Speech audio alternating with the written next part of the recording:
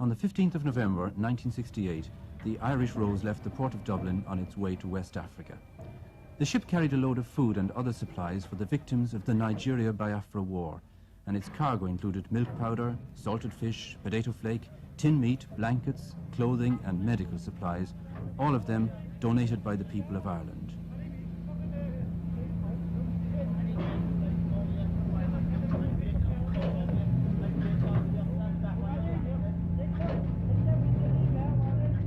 The Irish Rose was the third shipload of supplies sent out of Ireland in the last few months through the agency of the Joint Biafra Famine Appeal.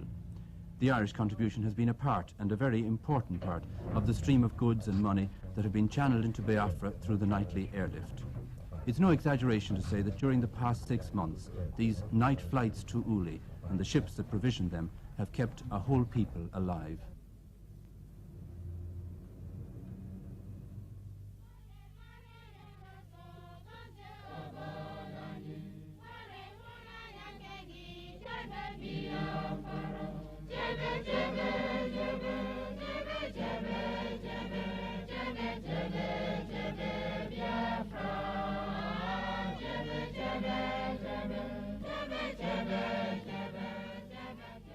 On the 30th of May 1967, the independence of the Republic of Biafra was declared.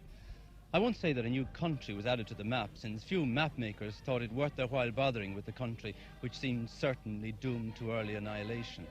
But today, the Republic of Biafra still survives, despite the loss of 5/6 of their territory, the loss of all their big towns, despite 18 months of continuous warfare, despite the death of hundreds of thousands, perhaps millions of their fellow citizens. The people of Biafra are still independent. The roads are thronged with refugees. Hunger and poverty are everywhere. One thing alone remains undiminished: the sheer naked will to survive.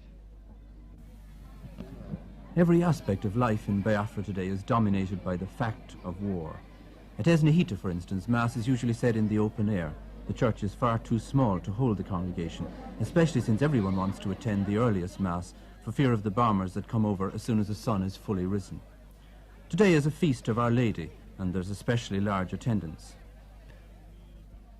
The sermon is in praise of the Mary girls, the members of the Sodality of Our Lady.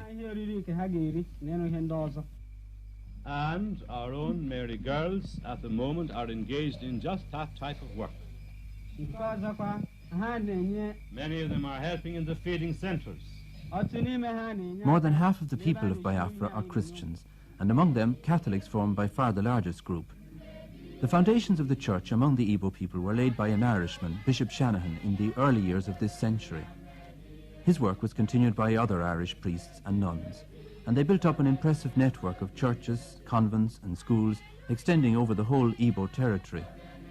Nearly all of them belonged to Bishop Shanahan's own order, the Holy Ghost Fathers, or to the sisterhood he founded to work here, the Holy Rosary Nuns.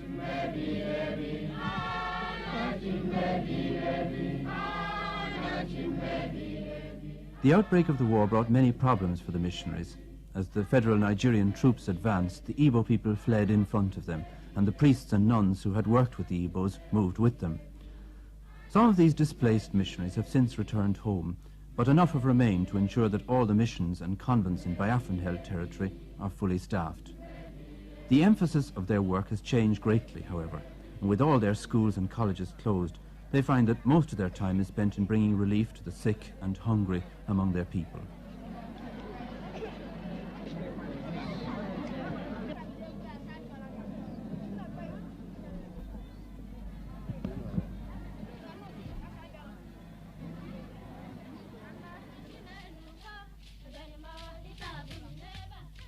In the little village of Amimo, the Mary girls are celebrating the feast day in their own way.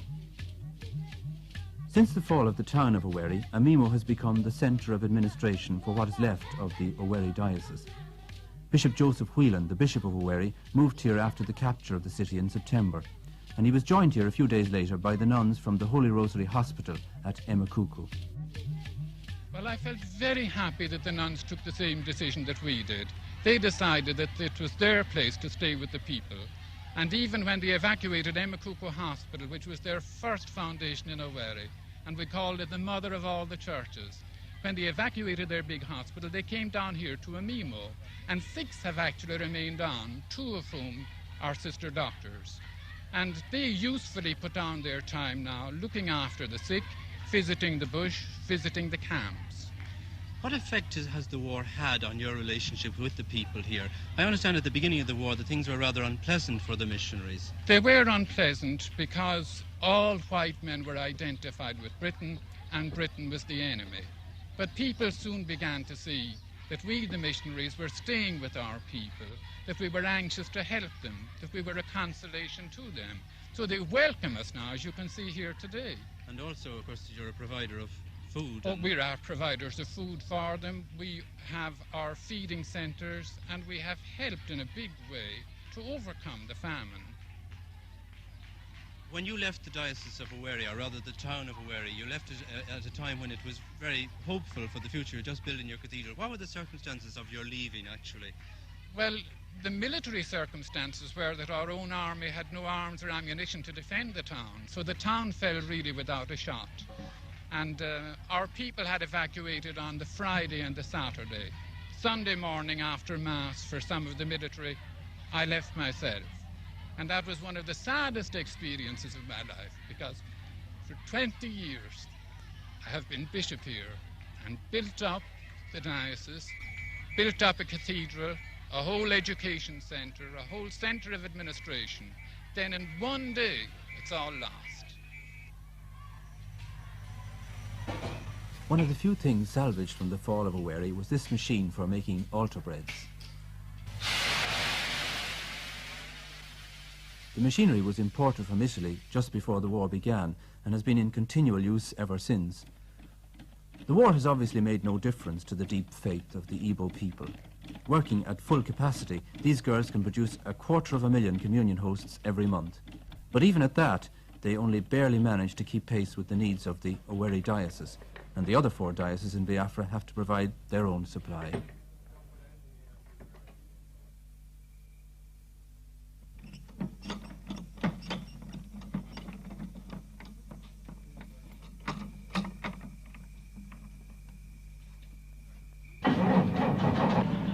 The nuns from Emakuku Hospital are now living in a small house at Amimo that was once a teacher's residence.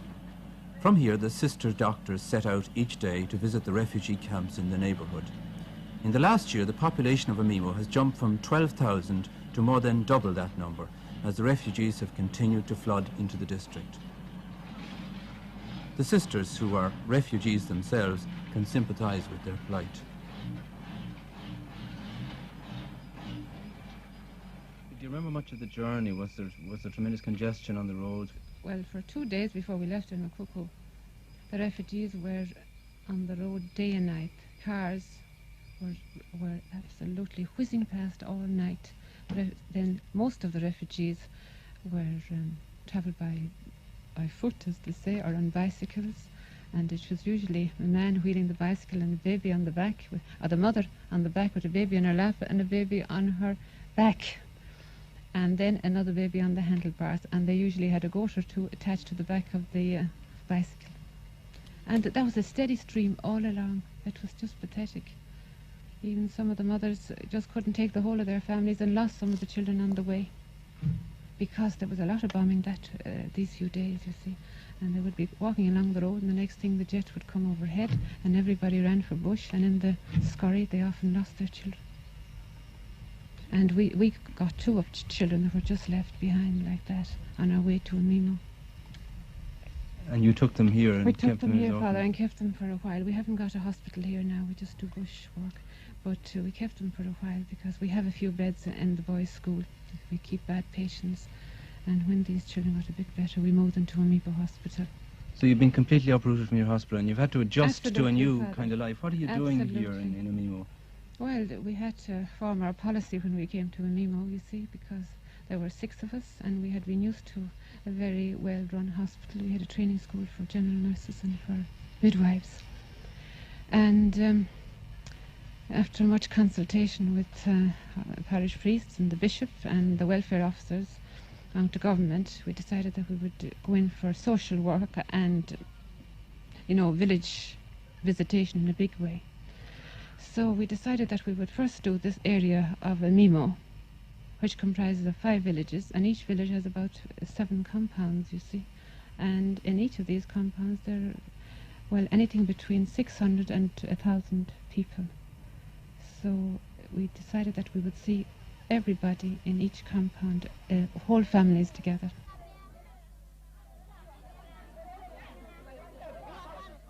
The refugee camp at Ugiri is only about 4 miles from Amimo, but this is the first time that they've had a visit from a doctor. Understandably, it's not too easy to keep them in an orderly line as they await their turn to be examined. These two have one. These two diarrhea. These two cough. This one has cough and diarrhea also. This one, the skin is... It may take several days, but Sister Doctor intends to examine every man, woman and child in the camp, taking them in family groups. She's not feeding. No, but we'll arrange for her to feed in the centre.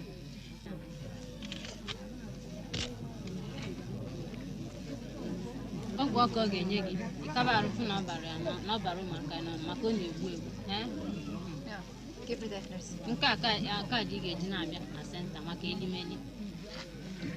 Ngwa kunye ni kunu kubase. Kenanya. Ngwa kunye si nke a. There are nearly 1,000 refugees in the camp, and there's hardly one that's not in need of medical attention. The disease of kwashiorkor, which is caused by lack of protein food, is widespread, especially among the children.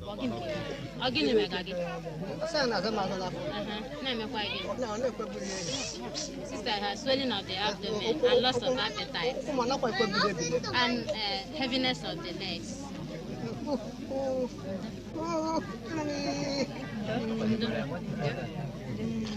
Where is his family?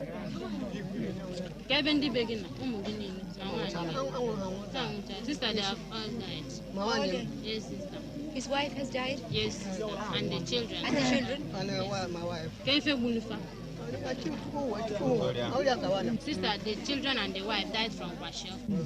Oh, yeah, go on. Sister,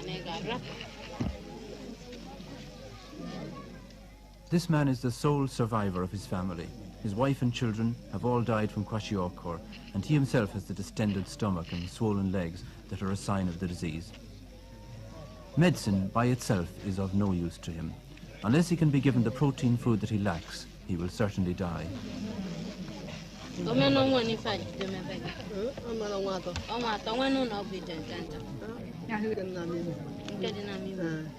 So come to see us, nurse, at the centre. No, bring that down now to nurse. The refugees in this camp are from the Port Harcourt area, and somehow it adds an extra dimension of pathos to the scene when one learns that many of them are professional people, teachers, bank officials, civil servants. In Port Harcourt they had comfortable homes, cars, fridges, television sets. Here at Ugiri, even the barest essentials of food, clothing and shelter are lacking.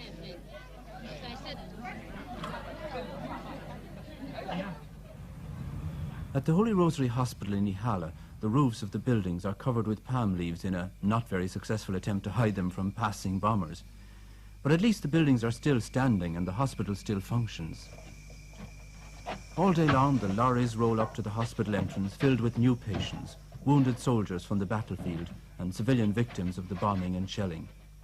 There are no ambulances and the wounded are laid on the bare floorboards.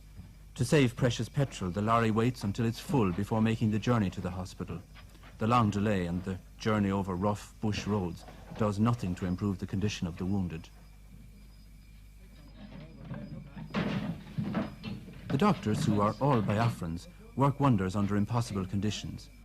There's a shortage of food, medicine and equipment. The lights in the operating theatre fade up and down when the generator runs short of fuel, and the surgical instruments are sterilized in a pot over an open fire. Yet on one night recently, 120 operations were performed in the hospital, many of them involving amputations of limbs and other major surgery.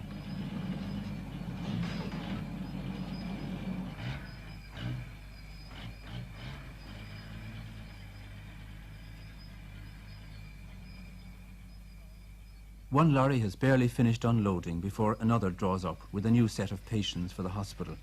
a new set of problems for the matron, Sister Grania. You have a huge number of patients here. Have you enough facilities to deal? I mean, obviously in terms of wards you don't, because they're out in the verandas. No, they're on the verandas, they're under the beds, they're on the beds, they're every conceivable place. Even the premature nursery is now full of soldiers. Every place. What sort of problems does this cause from the nursing point of view? Well, it's very difficult. If you have overcrowding, it's very difficult to nurse the patients properly. I mean, for instance, doing dressings on patients under beds is very difficult. And I mean, if you have many of those, the nurses' backs are ready to break by the time they come to the end of them. And it is difficult. And they seem to be a very brave fellows. The patients themselves, or even they are. They're very, very. I mean, they seldom complain. The only ones who complain are those who are getting better. When they're really sick, they never complain. How are you managing to feed them? Well, really it's the Red Cross are responsible for that. The feeding, I must say, hasn't been all that very good.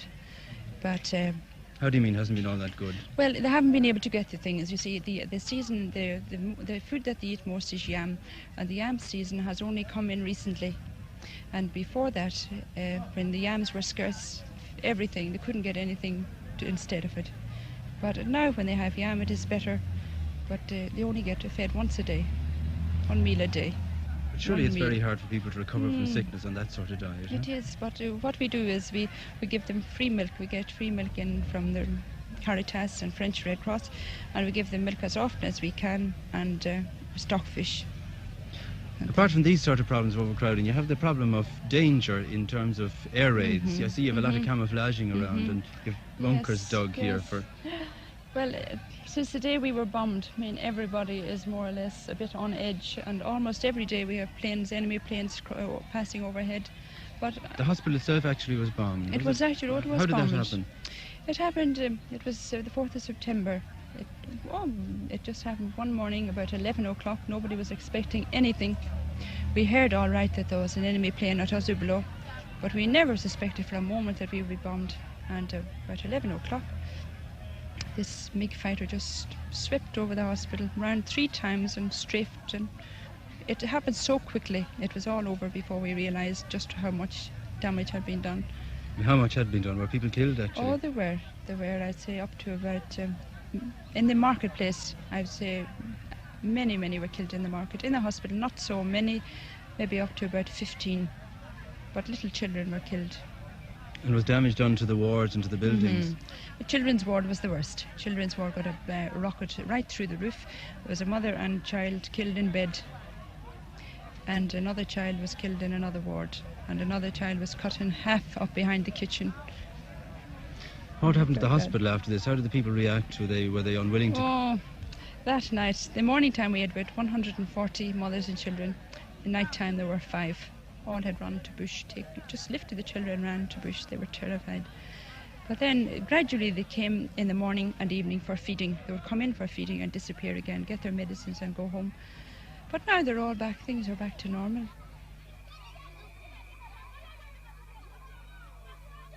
Day after day in Biafra, the unending search for food goes on.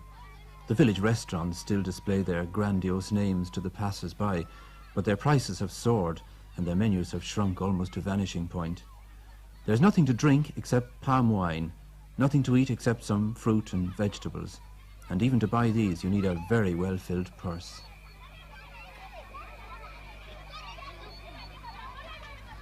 Prices in a Biafran food market today are famine prices. Since the war, they've gone up pretty well beyond any control. A cup of this stuff, gari, which they make to use a sort of porridge, used to cost a penny a cup, and now it costs a shilling. Or a yam, the staple food round here, like a big potato, used to cost 6pence each, and now can cost anything from 3 shillings to £1. Or a cup of salt, which is a very important commodity in a hot climate, used to cost a penny for a little cup like this, and now costs 15 shillings. Matches used to cost 2pence a box, and now cost 5 shillings. Or cigarettes, when you can get them, cost 13 and 6 for 10. That's over 25 shillings for 20. A bar of soap like this used to cost a shilling before the war, and now costs 25 shillings. This little heap of dried fish used to cost a penny before the war. You'd use it for flavouring or making soup. Now it costs 15 shillings. Or these lovely fellas here, a pile of snails. You could buy 30 of them for £1 before the war, and now this lot, just 7, would cost you £1. That is if you happen to like snails. Fresh meat is pretty well unobtainable. You might be lucky to get a chicken, in which case it would cost you £4. But perhaps the most sought after of all is petrol. They call it liquid gold around here, and it costs in the black market £10 a gallon. People still go to market, but these days they do it mainly from habit. Even if there were anything to buy, the prices would put it beyond the reach of all but the wealthiest. The market here at Nguru has an air of unreality about it, as though the real centre of action were somewhere else, and in fact, it is. About a quarter of a mile from the Nguru marketplace, there's a large convent and school, and it's here that the people come for their food, rather than to the once crowded market. The complete breakdown of the traditional system has left them entirely dependent on outside relief agencies like Caritas, the Red Cross and the World Council of Churches. This food centre begins operating shortly after 6 each morning, and it has an average daily attendance of 3,000 women. This morning, each one is given a piece of stockfish to begin with. These dried, salted codfish are probably the most useful of all the relief foods. They are light and easy to handle, and they contain the vital protein that is lacking from the native food. The fish is followed by soup, made from vegetables bought locally.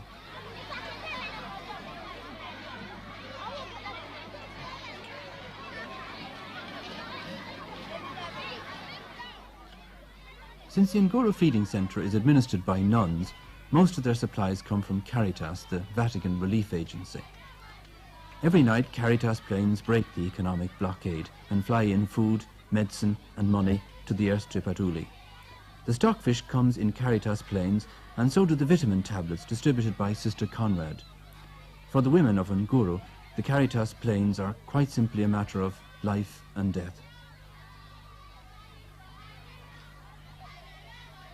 Just across the road from the Women's Centre, the sisters run another food centre for children and old people. The children begin to gather here while it's still dark, and by sunrise there are up to 4,000 of them, their little bowls and basins ready to receive their one meal of the day. Today they're getting gari, a native food made from cassava roots, and powdered milk from Ireland.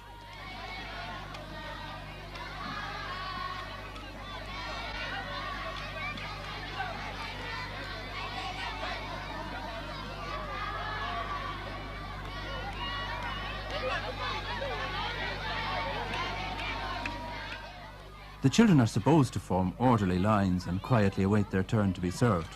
But children are the same all over the world, and Mother Columba and her helpers are soon engulfed in a sea of bobbing brown heads.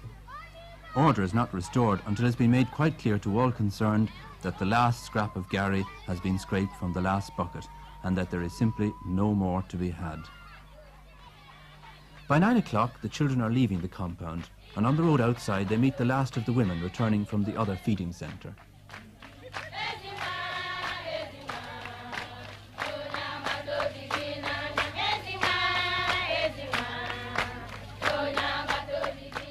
The women are happy, but they're also keeping an eye on the sun, because they know that when the sun is fully risen, the bombers come, and the bombers are no respecters of women or children, or for that matter, of convents.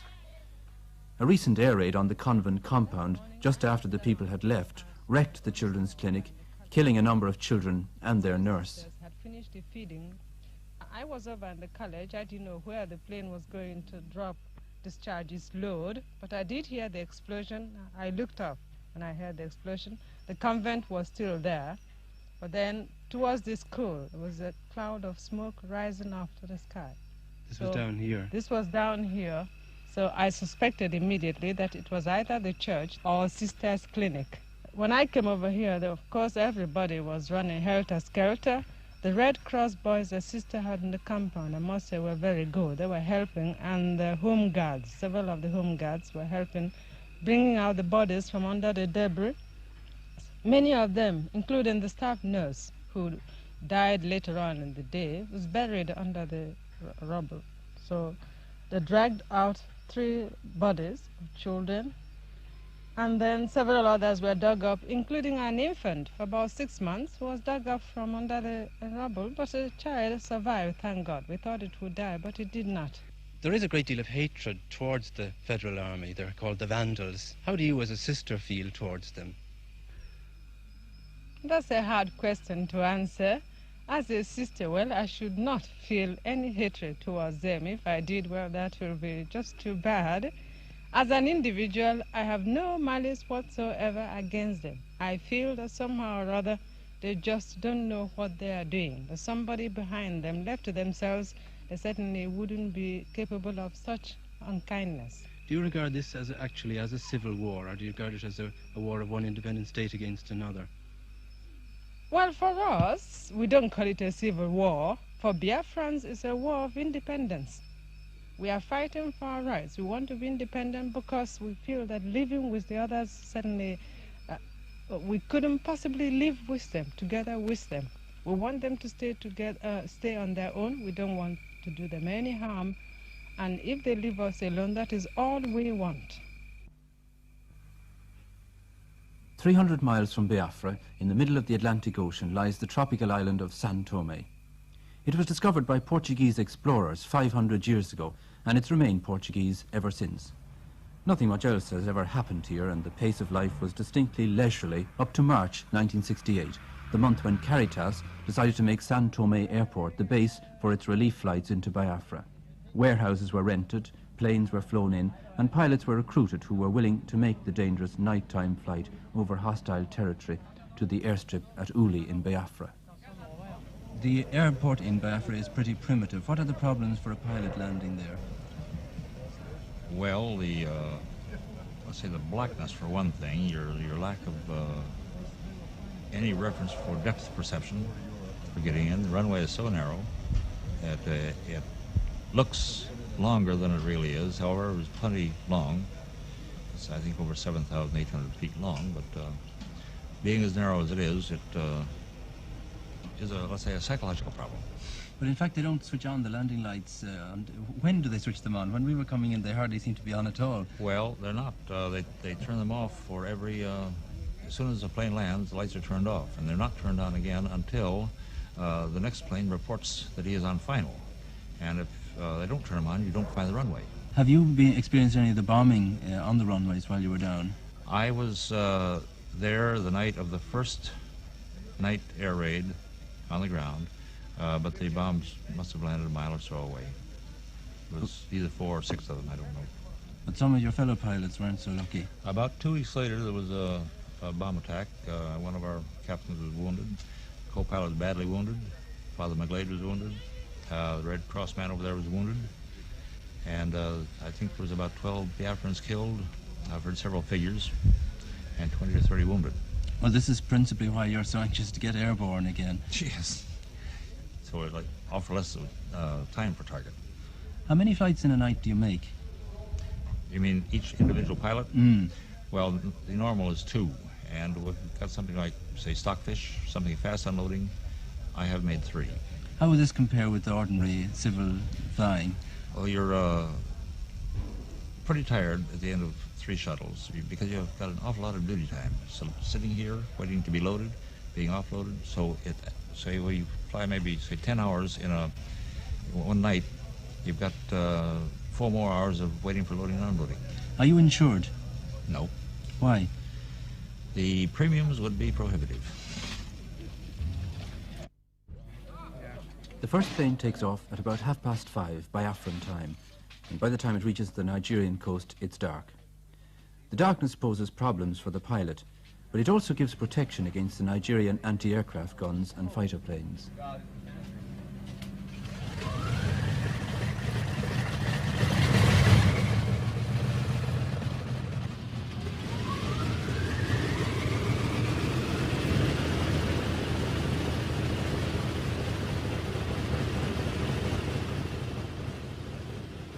The Nigerian government has consistently tried to stop the relief airlift and has accused Caritas of flying in guns and ammunition.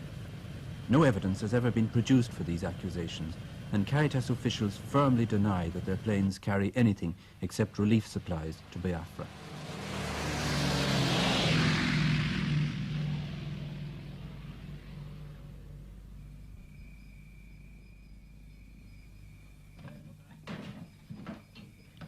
Inside Biafra, the supplies are transported to the Caritas Distributing Centre at Ihoma. A fleet of 26 heavy lorries are waiting here to bring them to the different camps and feeding centres. All the fuel for these lorries has also to be flown in, as well as tyres, batteries and other spare parts.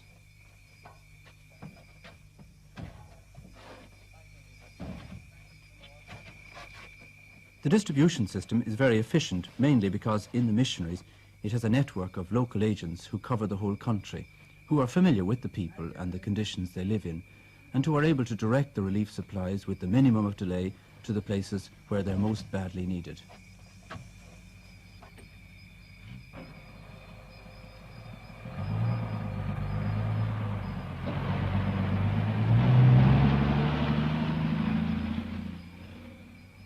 This is Mbutakaya, a small village on the southern zone of the Biafran war front. Mbutakaya has changed hands several times in the past few months. It's part of Biafra now, but the Federal Army is only about 3 miles away down that road, and there was continuous firing, shelling and machine gun fire last night for 4 hours, so its future is very much in the balance.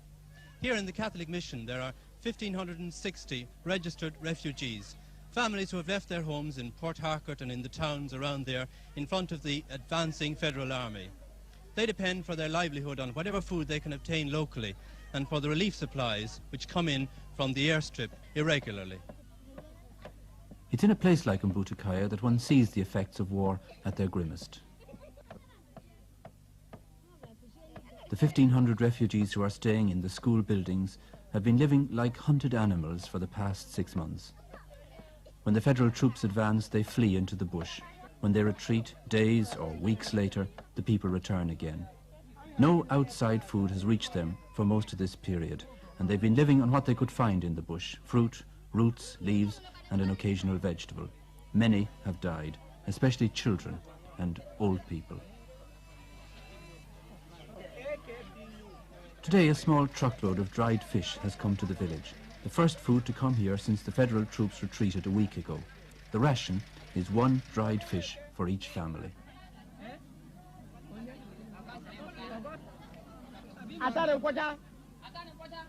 Father Mick Wallace is the priest in charge at Mbutakaya. When he came back to his house this time, he found it stripped completely bare. Even the water tank, pierced by bullets, was empty.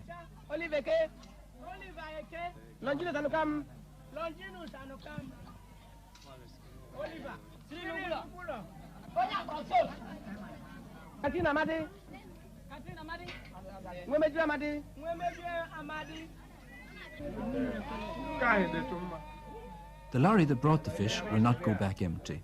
The driver, Father Doheny, will inspect all the children in the camp and select the worst cases to be brought away for treatment.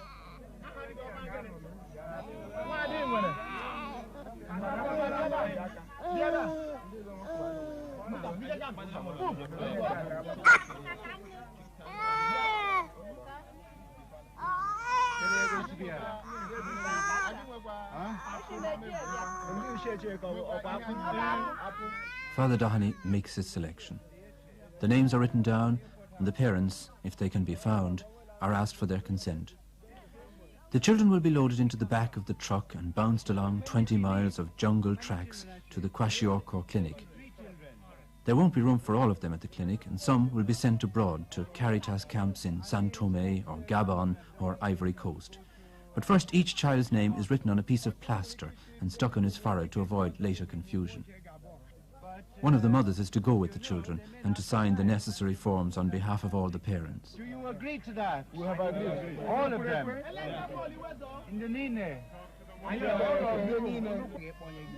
You have 3 children of your own, but I want you to look after also these other children.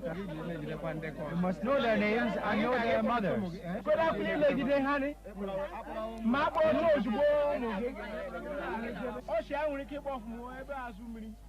Father Wallace, you've been overrun here by the Federal Army. What's the likelihood of you're actually being cut off here? It's not likely. Why? No, because there are several roads that I can take into the interior of the country, like away from the front, so that I'm no danger really, as long as I have a car with some petrol in it. I only have a few personal things in the house. I have them, keep them in the suitcase all the time, so that if there is any danger, if the Federal Army should make a sudden burst in, I just put the things in the case, put them into the car, call the boy, and away. Not even bother locking the door. Have you had deaths from starvation down here, malnutrition? Oh, plenty, especially of older women, died in the marketplace out there. And some even stayed there when the Federal Army were moving in. Old women, old men. I saw some of them there. I gave them a few pounds as I was passing out myself. I asked them if they were going to move. They said no, that they'd stay here. I don't know what happened to them. I know a lot of them died. But they're not around anymore? I don't see them now. You see, the people shift around so much, you can't exactly know where they are at any particular time. You lose contact very quick with anybody that you might know, that you might be trying to help. You'd see an old woman today, and tomorrow you'd have something, you'd want to know where she was gone to, nobody could find her. In the church at Uzaba, the final selection of the children takes place. Word has just come through that there's a Red Cross plane flying in tonight from Gabon, which will be able to take 50 children on its way back. Some of the children from Butakaya will be on the plane, together with others who've been examined by the sister doctor and found fit enough to make the long journey.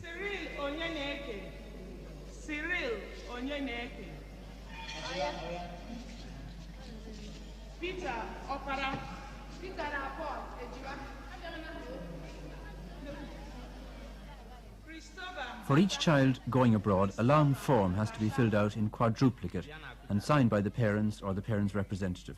If they can't write, their right thumbprint takes the place of a signature. What is her name? Bibiana Akota.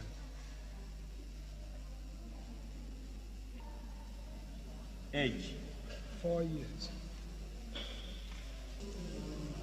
Your hometown? Emekuku.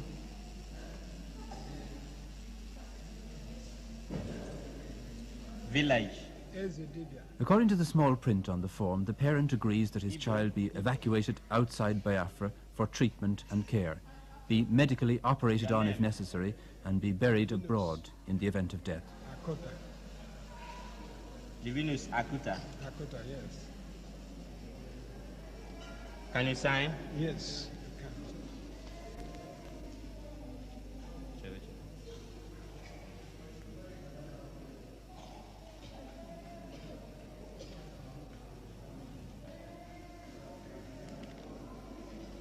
Thank you.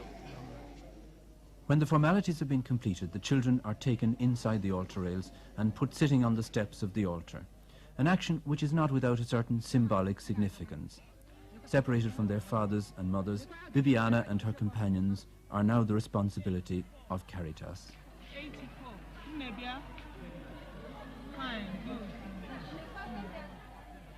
Before they leave for the airstrip, each child is given a numbered medal for purposes of identification. Almost 3,000 children have so far been taken out of the country by Caritas, and it's necessary to keep accurate records of every one. For the purposes of the journey, Bibiana Akuta has become number 66. The chain is firmly fastened, and she'll not be able to remove it until she reaches her destination.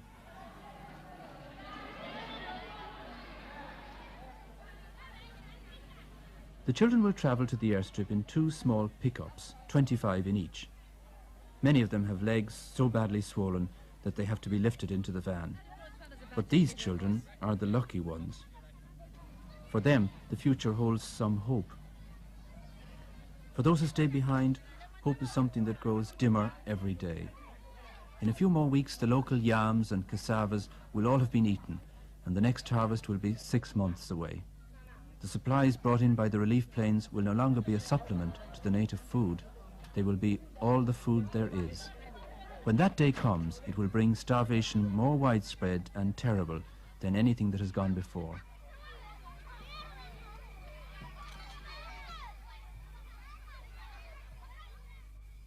Colonel Adumedu Ojukwu has been president of Biafra and commander-in-chief of its army since independence was declared. He, more than any other man, is aware of the famine threatening his people and grateful for any help that reaches them from outside. Your Excellency, one of the greatest relief campaigns ever mounted by the Irish people has been mounted in the past few months on behalf of Biafra through Caritas. What effect have these airlifts had on the Biafran people? I think it has been a tremendous work. And may I, if you permit me, take this opportunity to thank the Irish people, particularly as this is intended for them, for their generosity, for their deep understanding and humanity, for their practical help in a time of such great travail. It is gestures and help of this kind that builds lasting friendship. We are very grateful today, tomorrow, and forever our people will be grateful. Irish missionaries were recently accused by members of the federal government of gun running and more recently of organising mercenaries. Would you like to comment on these charges? Quite idiotic, absolutely. I don't know whether in fact anybody takes such an accusation seriously. It is the fluster of a frustrated people, and one can understand their frustration after all the massive support they're getting and finding they cannot conduct their quick kill. It is an accusation just made because they are not advancing in the battlefield. No Reverend Father, no missionary serves in Biafra as a mercenary or organizing one, or indeed doing anything directly to aid our war effort. All the Irish missionaries have done, and indeed the missionaries on this side have done, is their Christian duty of bringing hope, of bringing solicitude, of bringing relief to the afflicted people. That's all. Since the War of Independence began, most of the Irish missionaries have in fact remained here in Biafra. How do you feel about this? To me, it's natural. A missionary comes in. It's like a wedding, for better or for worse. Right now, it's worse. They stay with us. I never thought for one moment that they would leave, and I am happy that they have not left. Our entire people are happy. The Irish government, however, have not recognised officially the state of Biafra. And how do you interpret this? Governments are usually slow in matters such as this. I interpret the reticence of the Irish government as arising from a lack of conviction that a recognition of Biafra at this stage is to her own interest. The people of Ireland have demonstrated their own feeling in this matter, but governments are always slow. I think that it's a good start that the people are understanding. This understanding by the people, I hope, soon will be transmitted to their accredited representatives and the government. We would very much, of course, like to see a more positive action, diplomatically and politically, from the Irish government. Your Excellency, it's now over 18 months since this war began. Do you have any regrets now about the secession of Biafra? Give me 1,000 opportunities again, I will do precisely what I have done. You have only to look at my people, go out to the streets and look at them and see exactly what they feel about the situation. I am today in a happy position of knowing that I have acted absolutely throughout according to the wishes of my people. No, I have no regrets.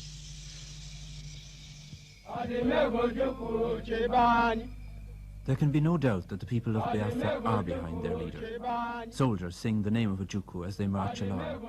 They may not be winning the war against Nigeria, but at least they're no longer losing it. The war against hunger, however, is going less well. Among the craftsmen of Biafra, only the coffin makers are prospering. Business has been brisk indeed over the past 6 months, and it will become brisker still as the local food supplies are exhausted and the impossibility of feeding a whole people by a nightly airlift becomes apparent. Oh, impossible. After all, we are roughly 10 million in an area the size of Munster. And you couldn't possibly, as Caritas Internationalis have clearly said, we can't feed 10 million people. We can help you. Well, this means certain famine. Oh, this means starvation, utter and complete starvation. Even Oxfam, even representatives from England have said within the past week that they estimate that 2 million people would die at the end of 2 months. And that's not over-exaggerated. As a matter of fact, I insist again, and I've written it several times, you couldn't over-exaggerate the hunger problem. You couldn't. Well, can you see no solution then to this at all? The only solution is the one that we have proposed all the time, and that is a ceasefire. After all, there are ports at Port Harcourt, there are ports in Calabar. If shiploads could be brought in, then you could feed the people, but you will never feed them by a nightly airlift. On the island of San Tome, the warehouses are busy from morning to night. The airlift pioneered by Caritas has attracted help from many quarters. The World Council of Churches now bears the cost of every second night, and the two organizations work in close cooperation using the same pilots and planes. Supplies come from many sources, with the Catholic Relief Services of America taking the place of honour. Ireland's joint Biafra famine appeal, England's Oxfam, Germany's Miserior, are other organizations that have contributed generously. The International Red Cross have mounted a similar airlift from the island of Fernando Po. Biafra's desperate struggle against starvation seems to have touched the hearts and consciences of the whole world.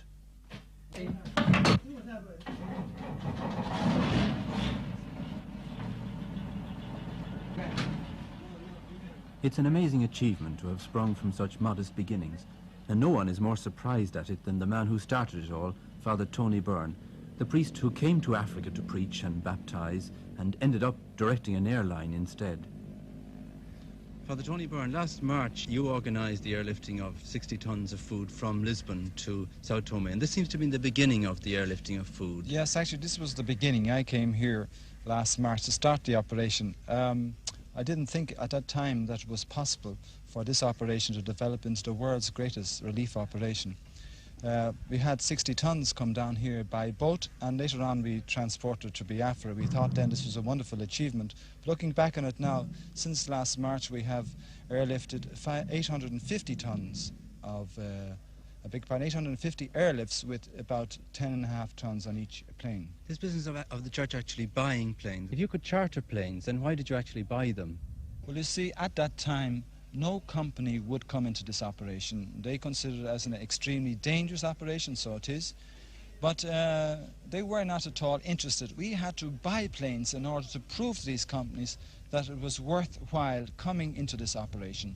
Transair Sweden, Transavia, Fred Olsen, and all the other companies, some of the planes you see here, these have come into the operation after we had bought the planes. You mean simply financially worthwhile? Yes, financially worthwhile, and also, you know, then some people thought that Biafra was only it would only last a very short time, and therefore it wasn't worthwhile bringing planes down here. But in fact, it has been worthwhile for these people.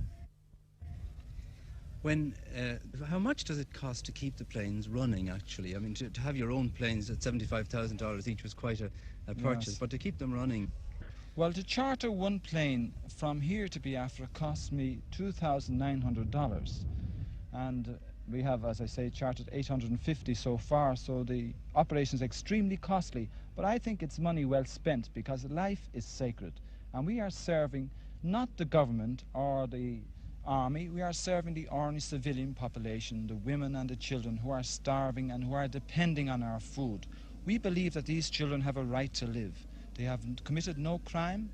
They know nothing about ideas like economic blockade, secession, or independence. All they know is that they are very, very hungry and they need food and need it urgently. And we feel that we have a moral obligation to keep these people alive. Since this airlift started, you've had 2 crashes, 4 pilots killed the other day. Have you any regrets that you started this enterprise? No, I think that some people must die to save 9 million people to live. And I think that in saving people to live, we must be ready to die. Captain McComey, an English pilot, spoke to me a week ago, and he said, Father, even though the night raids at the airport in Biafra are very serious, we must continue to fly supplies to these starving people. And he said, I am prepared to lose my life in doing this work. Last Sunday, he lost his life, and I had to go to his wife and his young family, and to the wives of the other pilots, and tell them the sad news. This has been a big sorrow for us, and I hope and pray that we won't have this accident or any other accident again. It's night time at San Tome Airport. The planes are beginning to arrive back from their first shuttle to Biafra. Lorries laden with milk powder are standing by, and as soon as the plane is stationary, the loading begins. A cargo like this, which can be loaded and offloaded in a matter of minutes, enables the same plane to make 3 round trips to Uli before dawn. It's been a very quiet night so far, with no bombing or anti-aircraft fire reported from Biafra. One plane failed to make radio contact at Uli and had to return without landing. Another burst a tire on landing and is on its way back to San Tome with only 3 wheels operational. But these are considered pretty minor problems on the Uli run. While the planes are reloading, their crews have a cup of coffee or a snack in the airport restaurant. They're often joined by wives and friends, drawn irresistibly by the excitement of the place. The other plane didn't come back. It's very late. Yes, he ran into some problem with his landing gear, and actually a tire burst, and they have to take a wheel off and bring it in on 3 wheels. It's a bit tough, isn't it? It's not very good. The loading is finished. The tanks are refilled. The plane moves off into the darkness. All over Biafra, people are waiting, listening for the sound of the engines, the sound that brings terror by day, hope by night. In their hour of trial, they know that they have not been completely forgotten by the rest of the world. They know that men have died in order that they may live. Perhaps the one solution to their problems, a just and lasting peace, is nearer than it seems. In the meantime, for all its inadequacy, the night flight to Uli remains a beacon of light and hope in one of the darkest places of the world.